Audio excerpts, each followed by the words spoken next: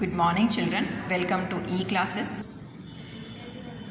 आज grammar topic में हम आगे की तरफ बढ़ रहे हैं। ये हमारा लास्ट टॉपिक है ग्रामर पोर्शन का, ठीक है। विशेषण ये आप 8th और 9th में भी टॉपिक कर चुके हैं। मेरे ख्याल से आप प्राइमरी से ही करते आ रहे होंगे, बट 8th 9th में भी मैं आपको करवा चुकी हूँ। विशेषण जिसे इंग्लिश में हम एडजेक्टिव्स कहते हैं, ठीक है, जो शब्द संज्ञा अथवा सर्वनाम की विशेषता बताए। संज्ञा नाउन, सर्वनाम, प्रोनाउन, जिस शब्द से संज्ञा या सर्वनाम की विशेषता प्रकट हो उसे क्या कहते हैं? विशेषण कहते हैं। इंग्लिश में हम इसे एडजेक्टिव कहते हैं। ये आपका ग्रामर पोर्शन में 2 मार्क्स का पूछा जाएगा। अब विशेषण जो है 2 प्रकार से पूछे जाते हैं, सिमिलर, भाववाचक, कर्तवाचक संज्ञा। ये सबसे पहले आपको टॉपिक करवा चुकी हूँ इस साल में, भाववाचक, कर्तवाचक संज्ञा। ये तीनों टॉपिक 2 तरीके से पूछे जाते हैं, या तो वाक्य के रूप में, जैसे यहाँ वाक्य दिया है वहाँ पे मैंने अंडरलाइन करके रखा है, या तो इस तरीके से पूछे जाते हैं, और जो दूसरा प्रकार है वो मैं इसके अंत में आपको समझा रही हूँ।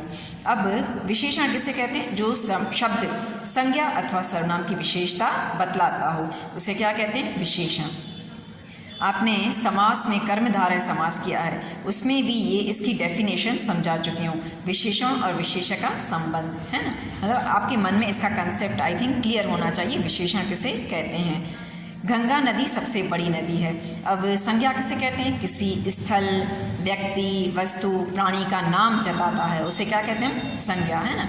और सर्वनाम जो संज्ञा के बदले प्रोनाउंस किया जाता है या उपयोग में लाया जाता है, जैसे मोहन के बदले हमने यूज़ किया या उच्चारण किया यह, वह, इसका, उसका, तो ऐसे शब्द क्या कहलाते हैं? सर्वनाम कहलाते हैं।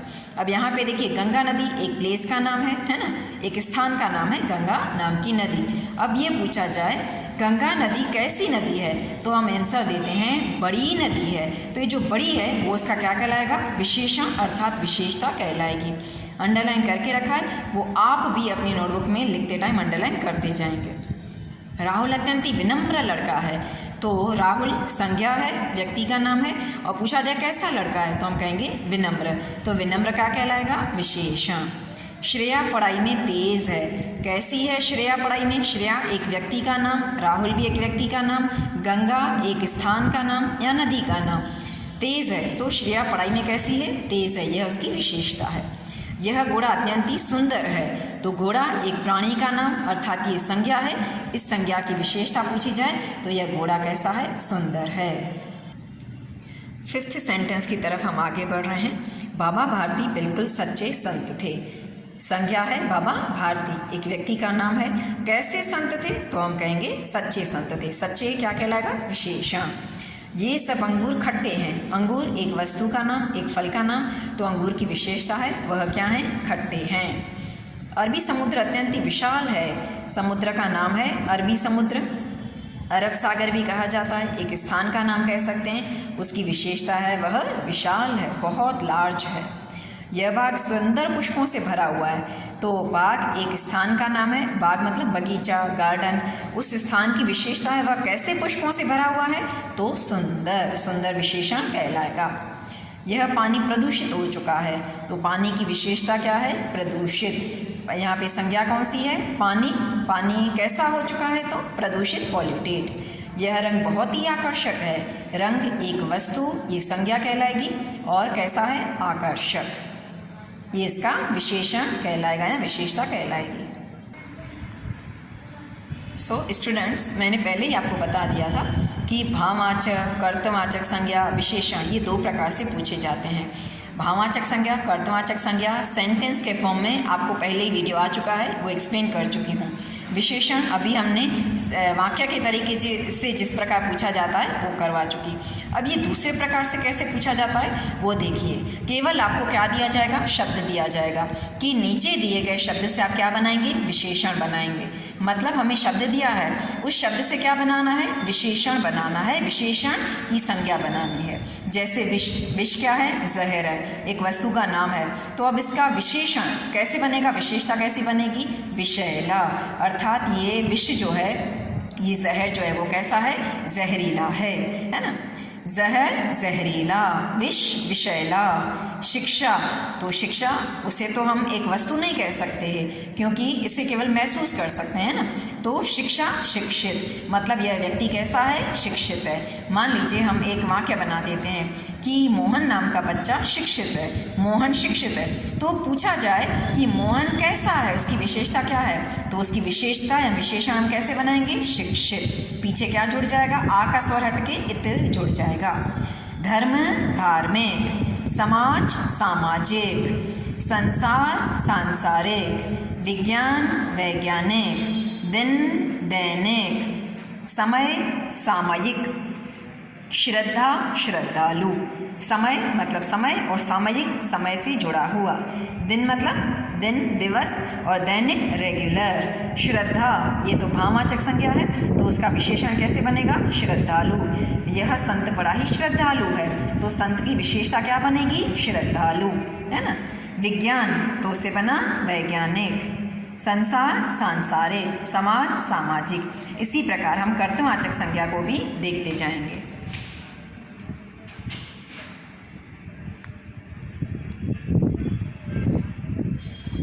शिक्षा, शिक्षक या शिक्षिका।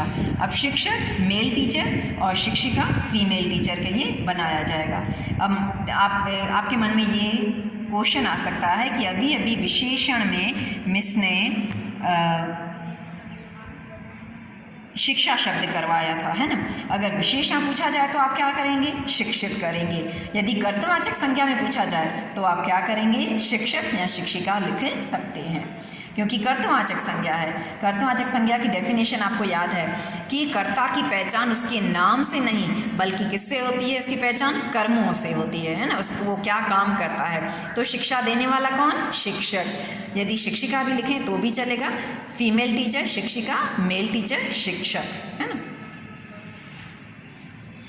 शिकार तो शिकार करने वाला शिकारी, चराना चरवाहा, इतिहास इतिहासकार, गणित गणितज्ञ गणित लिखने वाला, श्रम श्रम करने वाला श्रमिक, लेख लेखक या लेखिका भी कह सकते हैं, लेखक मेल राइटर, फीमेल राइटर लेखिका, साहित्य साहित्यकार। साहित्य मतलब लिटरेचर, हम जो भी भाषा पढ़ते हैं, लैंग्वेज पढ़ते हैं, हिंदी इंग्लिश गुजराती संस्कृत, इनको लिखने वाले को क्या कहते हैं, साहित्यकार। अधिकार अधिकारी, अधिकार हमारे राइट्स, अधिकारी मैनेजर।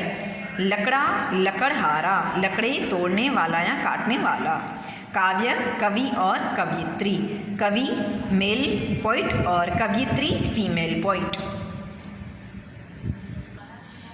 नेक्स्ट टॉपिक है हमारा भाववाचक संज्ञा। ये भी इसकी साथ ही है, भले आप पहले कर चुके हैं लेकिन एक तरीके से ये आपका क्या कहलाएगा, रिवीजन भी हो जाएगा। एक वाक्य के फॉर्म में पूछा जाएगा या तो फिर दूसरा शब्द के तौर पर कि शब्द दिया गया है उस पर से आपको क्या बनानी है, भाववाचक संज्ञा। भाववाचक संज्ञा डेफिनेशन एक बार फिर रिपीट कर देती हूँ, जिससे हम छू नहीं सकते केवल महसूस कर सकते हैं, उसे क्या कहते हैं, भाववाचक संज्ञा। जैसे कि मधुर, मधुरता, यह रस जो है या यह जूस जो है बहुत ही मधुर है। तो अब भाववाचक संज्ञा बनानी है जिससे हम छू नहीं सकते केवल महसूस कर सकते हैं, तो क्या कहेंगे, मधुरता। मधुर आप विनम्र भी कह सकते हैं कि इसकी वाणी बड़ी ही मधुर है। वाणी मतलब जो बोलने का तरीका होता है, हमारी ज़बान होती है या हमारे शब्द होते हैं वो बहुत ही मधुर बोलता है कोई, है ना, तो क्या कहेंगे, मधुरता। मधुर मीठा, मधुरता अत्यंती, ये कह सकते हैं कि यह चीज़ जो है अत्यंती मीठी है ना। तो जैसे कि सेंटेंस फॉर्म में बनाया जाए कि मीना की वाणी में मधुरता प्रकट हो रही है या महसूस हो रही है, तो किसी की वाणी बहुत ही मधुर है, मीठी है, शब्द में बहुत ही विनम्रता है, तो हम उसे छू नहीं सकते, केवल क्या कर सकते हैं, महसूस कर सकते हैं ना। तो मधुर का क्या बनेगा, मधुरता, पीछे क्या जुड़ गया, ता, अर्थात अब इस मधुरता शब्द को हम केवल महसूस कर सकते हैं। मान लीजिए कहीं शहद मधुर है तो शहद को छू सकते हैं लेकिन उसकी मधुरता को छू नहीं सकते हैं। मधुर मतलब मीठा। विनम्र, विनम्रता, विनम्रता मतलब पोलाइटनेस, किसी का व्यवहार जो होता है बहुत ही पोलाइट होता है ना, अक्कड़पन से, अभिमान से बात नहीं करता, बहुत ही पोलाइटली प्यार से बात करता है, तो उसे कहते हैं विनम्रता। सच सच्चाई, पीछे क्या जुड़ जाएगी, बड़ी एक मात्रा और आधा च। अच्छा अच्छाई, बुरा बुराई, झूठा तो झूठ, झूठा व्यक्ति है उसे छू सकते हैं कि मोहन झूठा है, लेकिन झूठ को महसूस कर सकते हैं। ईमानदार ईमानदारी, चालाक चालाकी, होशियार होशियारी, दुष्ट दुष्टता, दुष्ट मतलब कोई बहुत ही छल कपट करता हो तो उसकी दुष्टता को छू सकते हैं। दुष्ट व्यक्ति को छू सकते हैं लेकिन दुष्टता को महसूस कर सकते हैं। शालीन शालीनता, शालीन मतलब बहुत ही प्रेम से व्यवहार करना, बहुत ही डिसिप्लिन में रहना, तो शालीनता। पवित्र पवित्रता, प्योरिटी। अभिमान अभिमानी, यह व्यक्ति बहुत ही अभिमानी है, उसे अपने आप पे बहुत घमंड है, तो अभिमानी व्यक्ति को छू सकते हैं लेकिन उसके अभिमान को तो केवल हम महसूस ही कर सकते हैं। ये थे हमारे भाववाचक संज्ञा, कर्तवाचक संज्ञा और विशेषण, दोनों फॉर्म में पूछे जा सकते हैं। आपको दोनों की प्रैक्टिस करवा दी गई है और साथ साथ भाववाचक संज्ञा और कर्तवाचक संज्ञा का तो एक तरीके से समझ लीजिए रिवीजन भी हो चुका है। ये सारे के सारे जो भी एग्जाम्पल बताए गए हैं, समझाए गए हैं, ये आप अपनी नोटबुक में नोट करके भेज देंगे। ओके बेटे, थैंक यू।